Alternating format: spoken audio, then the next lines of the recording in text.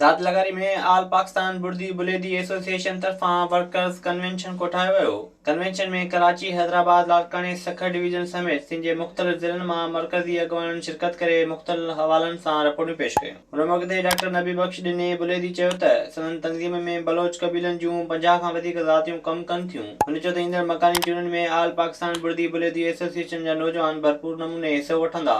अॻवाननि चयो त तंज़ीम जो मंशूर क़बाइली जहिड़नि अंदरि फाथल ज़ातियुनि खे तालीम तरफ़ आणणु आहे। हुननि चयो त ईंदड़ नस्ल खे तालीम ॾियण जो मक़सदु पाण में विढ़ण बदिरां थींदड़ साज़िशुनि खे मुंहुं ॾेई सघणु आहे। तंज़ीम में असां जेको गुज़ारिश कयूं था दोस्तनि खे उहा तालीम जी, ॿिए नंबर ते उन्हनि खे तरबियत जी। असां हिकिड़ा अॻिते हली इहे प्रोग्राम कंदासीं डिस्ट्रिक्ट लेवल ते ऐं डिवीज़न लेवल ते।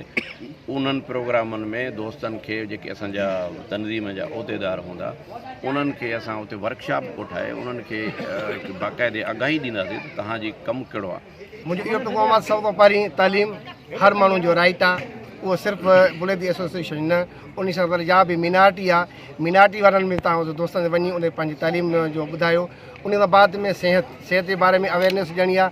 ऐं तव्हां ॾिसो था वॾा वायरस अची विया आहिनि, वॾा जो बीमारियूं अची वियूं आहिनि। इहा अवेयरनेस सेशन इहो असांजी मेन ईअं असांजे स्टेप में आहे। ऐं उहा असां सभिनी दोस्तनि जो मां पाण उन असां वॾे लाड़काने में, डिस्ट्रिक्ट छतरपुर में, डिस्ट्रिक्ट ख़ैरपुर में अवेयरनेस सेशन थो उते हलायां।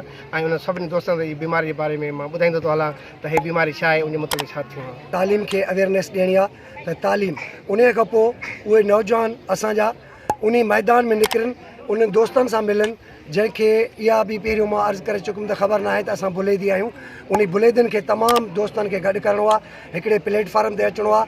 ऐं उन इलाइक़े में बुलेदियुनि खां हटी करे, ज़ात पात रंग नस्ल खां हटी करे, मज़हब जे मतभेद खां हटी करे ग़रीब माण्हुनि जी असांखे ख़िदमत करणी आहे। ऐं असांखे पंहिंजी तंज़ीम सां गॾिजी करे ऐं हिते तालीम जे मैदान में ऐं ग़रीब माण्हुनि जी ख़िदमत करणी आहे।